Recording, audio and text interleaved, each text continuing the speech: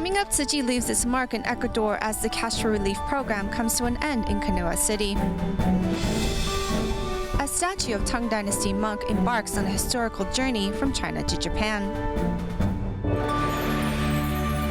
Welcome to DaAi Headlines. I'm Mary Lee Shioda. Thank you for joining us. We begin today's program with a look at Tzu Chi's relief efforts in quake-torn Ecuador. After a full week of the Cash for Relief program in Canoa, cleanup efforts were completed. Tzu Chi volunteers wanted to thank the local residents for their participation with a farewell ceremony. Meanwhile, the Canoans also had prepared some surprises for the Tzu Chi volunteers. Let's take a look at this beautiful friendship formed out of a disaster. The difference in the streets of Canoa, Ecuador, after a week of Tzu Chi's Cash for Relief program is drastic. Many dangerous buildings have been taken down by the participants, and most of the rubble was picked up. So today, the participants wanted to put a final touch on their work by painting the sidewalks in white, the color of hope. Right now, we are painting the road. Now we have so much energy. We want to participate as much as we can. The city has changed. Canoa has taken a breath of fresh air, and beautiful new wind is blowing on Canoa. This is the last day of the Cash for Relief program here in Canoa. Approximately 1,500 people gathered in the city's Central Park to participate in a farewell ceremony. We all lost so much. I'm living in a shelter now, but thanks to you all, I have my little business at the corner of the street back. We are like the wood that make the ships. No matter the strength of the waves and the hurricanes, we will always float and rise. We're going to rebuild Korea, but we need everyone to put our hand together. Many wanted to express their gratitude for the love and care of this organization from Taiwan. They're so beautiful and have such a great heart. They come from so far, all the way from Taiwan, to put themselves in our shoes to help us. It feels great to know that we have brothers and that we're not alone. They have helped us rise. They have filled us with hope. It has illuminated us, helped us to stand up and walk forward every day. As people from Manabi, Ecuadorians always together. Though the volunteers are departing, local residents know that this is not the end of their friendship, as Tzu Chi has already left its mark. The sign says, "Long live Canoa," and thank you, Tzu Chi, to be here in Canoa. And we did it with all of our hearts, because you have brought us help and work here. Thank you, Tzu Chi. Gracias, Tzu Chi. Staying in Ecuador prior to the last day of the cleanup efforts in Canoa, a group of Tzu Chi's Cash for Relief participants went to help out Catholic nuns who were affected by the recent earthquake. By cleaning up the church, the nuns planned to hold Mass the following Sunday so that the community could attend and receive spiritual support. In Ecuador, above the city of Canoa, 3 Franciscan Catholic nuns saw part of their church fall, just as they were preparing for Mass. These little tents, that's where we sleep now. It's nice to have a place to stay, but all we need is to be able to rest. And at least we rest really well in these tents. We think that at least we'll be here for a year until we can rebuild our house.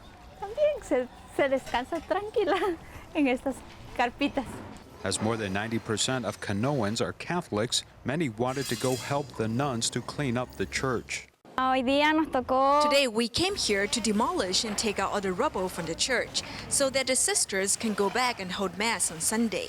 I'm not receiving any money from this, but I still wanted to be here to help my brothers and sisters to clean up the church.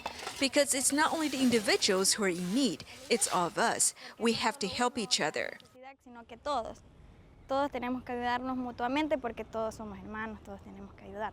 Estoy durmiendo también en carpas así. I'm also sleeping in a tent, but the church needs our assistance. I'm giving my strength to reciprocate the spiritual support they have given me. Y también ellos me están apoyando a mí. After half a day of hard work, most of the church had been cleaned up by the group with the help of the nuns, so that on Sunday, Canoans could go back to praying together. Here, people work in tourism, so usually it's not many of them who actually come to Mass. So I joked, because you guys didn't come to Mass, the church fell. Yo me siento bien. I feel really good doing this. When we finish the work, people thank us. Sometimes they even give us some presents. I'm going to try to save money slowly so I can build my future home, a wooden house. Through the Cash for Relief program, the people from Canoa have shown how resilient they are and how much they want to rebuild their whole community. Moving our focus to Southeast Asia, the Philippines is a country that is often challenged with flood, wind, and fire disasters. To help Tzu Chi volunteers to provide better disaster relief, recently Tzu Chi's mobile kitchen, adapted for the country, arrived in Manila for the volunteers to get acquainted with. Tzu Chi's mobile kitchen can be fitted to suit each country. For example, since the Filipinos do not normally eat steamed food, the high-pressure steamer in the original model was replaced with a storage unit when the kitchen was ordered for the Philippines. Now let's take a look at how well it was received and how useful this kitchen can be. From afar, this vehicle looks like a regular utility truck. Upon a closer inspection, it's actually a mobile kitchen. The kitchen is equipped with 4 70-person rice cookers and 2 large woks. In just 3 hours, approximately 900 people can eat. It also has a top-of-the-line sink and a water tank system. As Filipinos do not normally steam their food, the high-pressure steamer that is found in the Taiwan version of the mobile kitchen has been replaced with a storage area. Some countries, like Zimbabwe, would need more rice cookers. However, the one fitted for the Philippines has 2 woks with 2 rice cookers. It's really easy to adapt. This kitchen runs on hydraulics, which doesn't require electricity. If needed, it may be powered manually. The inventor of the mobile kitchen is Taiwan's Cai Jianying, who was an auto mechanic by trade. He even traveled to the Philippines to further understand their needs in order to adapt the kitchen to suit local residents. It's too bad the kitchen was still under development during the Typhoon Haiyan disaster relief operation. When disasters occur, cities are often like an abandoned town that lacks resources. We have incorporated the master's compassion to come up with this kitchen truck. If there's no access to gas, then the unit can use other burning fuel, such as logs, branches, or even leaves. After getting familiar with how the equipment works, volunteers tried their hands at making lunch for some 600 participants, training to be Tzu Chi volunteers. After about 1 hour, a delicious meal is ready to eat. This highly efficient mobile kitchen is also separable from the engine. In the days to come, the kitchen can be set up at any point and is usable not only in disaster relief efforts, but is also suitable for other large-scale activities. In the village of Kurkat in western Jakarta, Indonesia, a recent fire scorched 161 buildings in the area. After hearing many residents had lost all of their property, Tzu Chi volunteers arrived on the scene to distribute canvas, water buckets, and daily necessities to the victims. Here's more on that story. 64-year-old Mamad is saddened to see his home of 50 years destroyed in the recent fire. It didn't take more than 10 minutes for the fire to grow and get out of control. It was already too late for us to put it out ourselves. In 30 minutes, 10 homes had already burned down. The wind made the flames even larger. The fire was burning strong for 2 hours, and it affected residents in neighborhoods 10, 12, 13, and 14. There are many kinds of people living in this neighborhood. The education and economic situation here is below average. Most of the houses are assembled with building materials, including concrete floors and wooden materials. The fire here in West Jakarta's Cricket Village that destroyed 161 buildings is thought to have begun with an electrical fire. Thankfully, everyone is alive. However, most have been left penniless. Learning of their conditions, Tzu Chi volunteers immediately brought daily supplies to the site.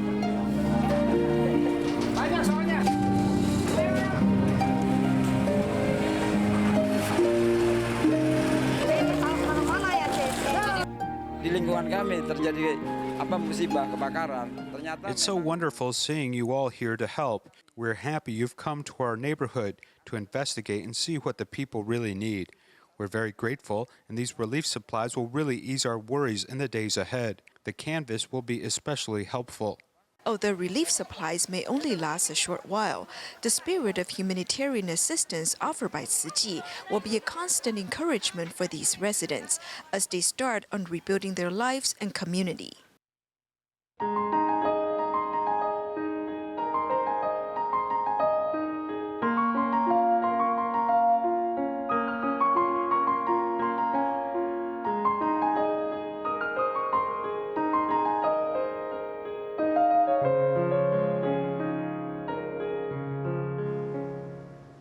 To commemorate the great contribution of Master Jinzhen to Japan, the Mibudera Temple in Japan worked together with Wenfeng Temple in China to construct 2 statues of Master Jinzhen. One statue was sent to the Wenfeng Temple, while the other one set sail from Yangzhou, China, and embarked on the same maritime route to Japan that Master Jinzhen took. The Mibudera Temple abbot hopes with the arrival of the statue at the temple, people will learn from Master Jinzhen's spirit.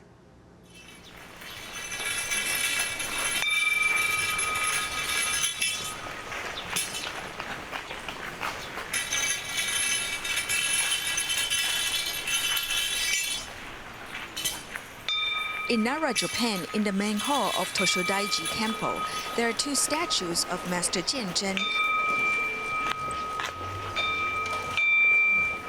While one of them is Japan's national treasure, the other one has been shipped from Yangzhou, China.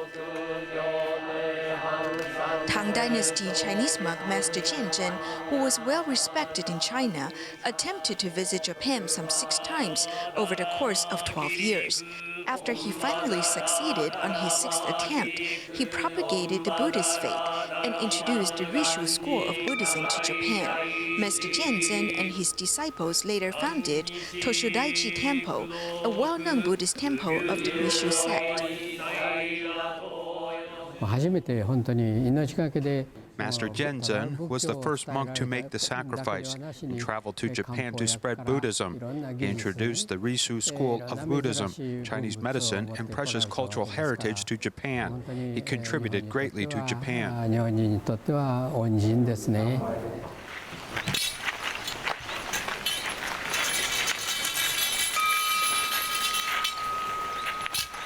The statue of Master Jinzhen was brought to Mibudera Temple in Kyoto.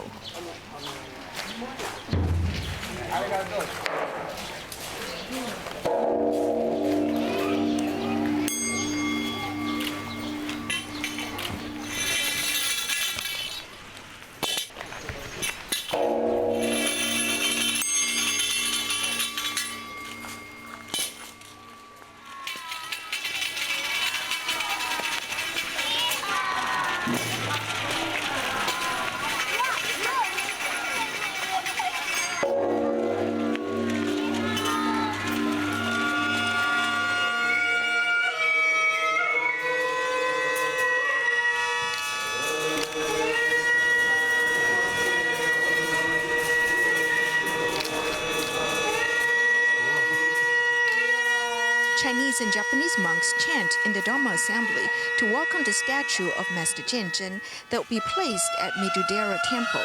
The abode of this temple of the Rishu school hopes that with the arrival of the statue, people will understand the message it brings.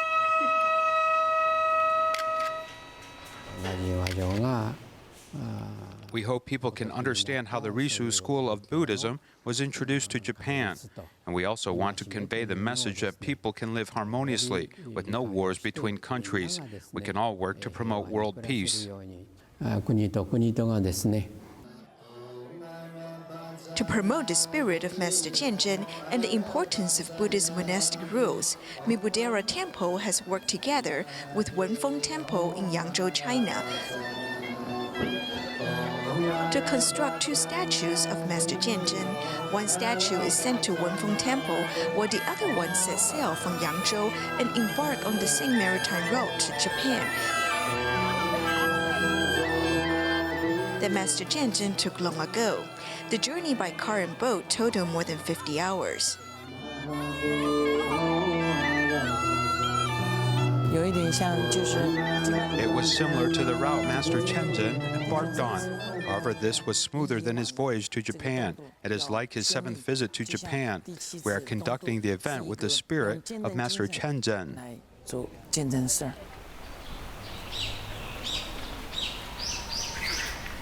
If the voyage seems tiring to you, think about how Master Chenzhen spent 12 years making attempts to visit Japan 1,200 years ago.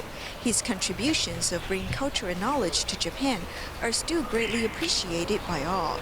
Would you spend 12 years of your life on something? We hope everyone will persevere after learning of Master Chenzhen's story. Earlier this month, DaAi News in Taiwan reported on a Dapeng elementary school student in Wanli that received help from volunteers on his family's farm. Recently, the parents of the student has been facing financial difficulties due to medical treatments for oral cancer, giving Tzu Chi volunteers another chance to spread its love and care. The relationship between the family and volunteers continues to grow.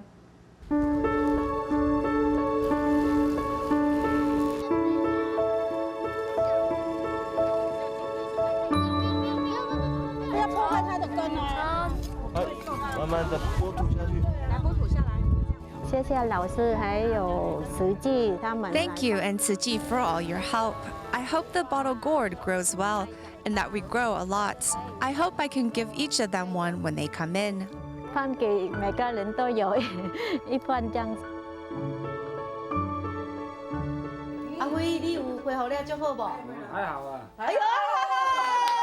Mr. Lin's recovery has been encouraging. He is even speaking normally, which makes volunteers happy to see. With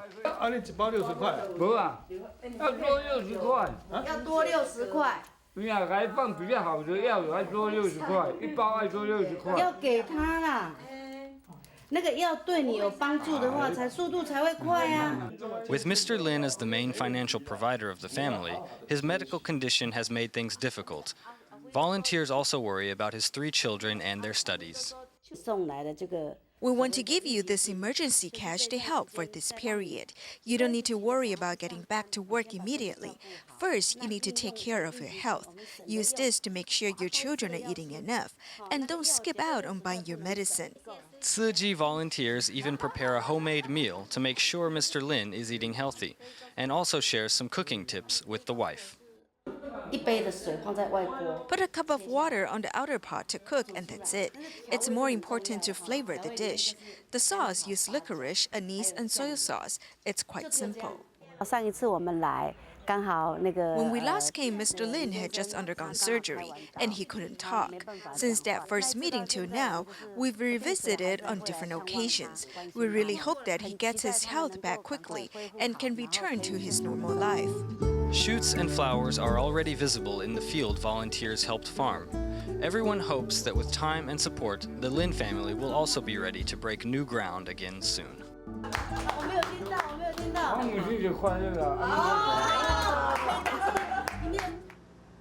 Many people continue to be amazed by the fact that hypermarkets, supermarkets, and convenience stores in Taiwan produce $116 million worth of food waste each year.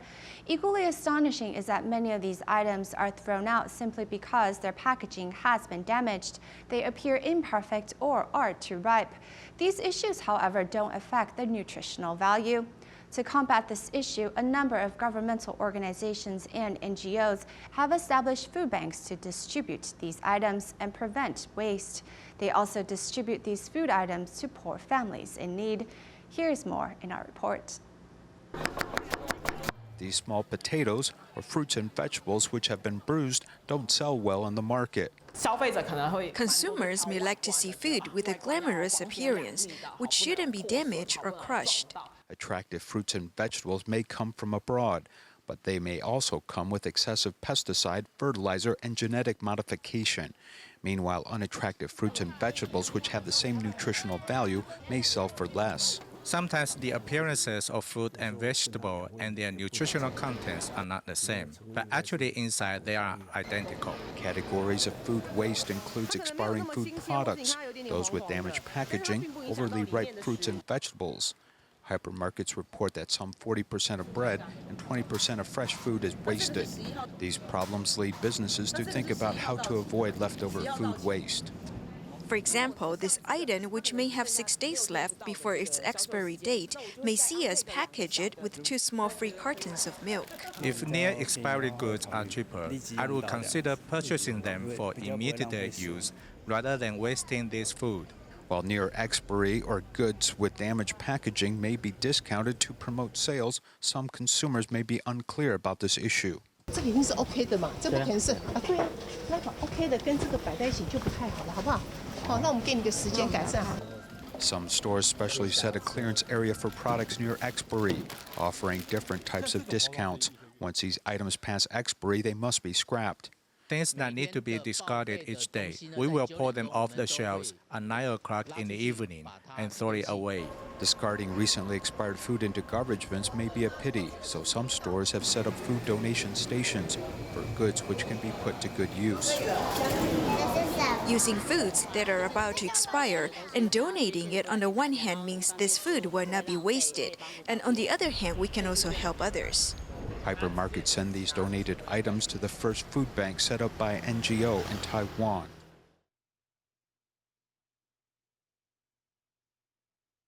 We make a special note of the food close to the expiry date and donate them. Each month, disadvantaged families can receive an allotment of free food from this food bank. The food here is about to expire. You don't need to pay to take it home to your family. You don't need to spend money to buy this food, and you can save a few US dollars a day in living expenses.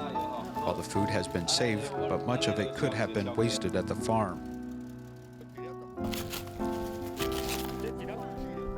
With farmers selling vegetables not being able to earn enough to pay wages to harvest the vegetable, much of this crop is left to decay. Data shows that some 40% of vegetable and fruit crop is unable to sell well, leading to losses when calculating production costs and sales. From the production of food to transportation, warehousing, and sales, all of these important links produce waste. The concept of a food bank is that there happens to be a surplus of crop production. You can implement the mechanism right away to absorb the extra food. The concept of food banks, whether run by NGOs or governments, has been launched in various counties.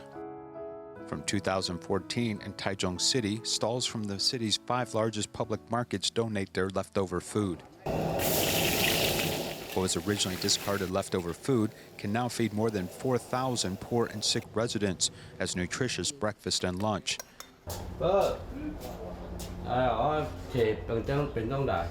Leftover food can be used to help needy people as hot food warms their hearts. Unfortunately, not enough is currently done, as EPA data shows that each Taiwan citizen wastes some 100 kilograms of food each year.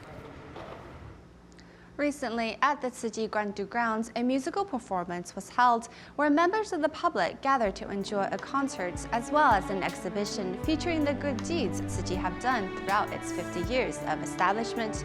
We will leave you with these images at the end of the program. Thank you for joining us. Goodbye.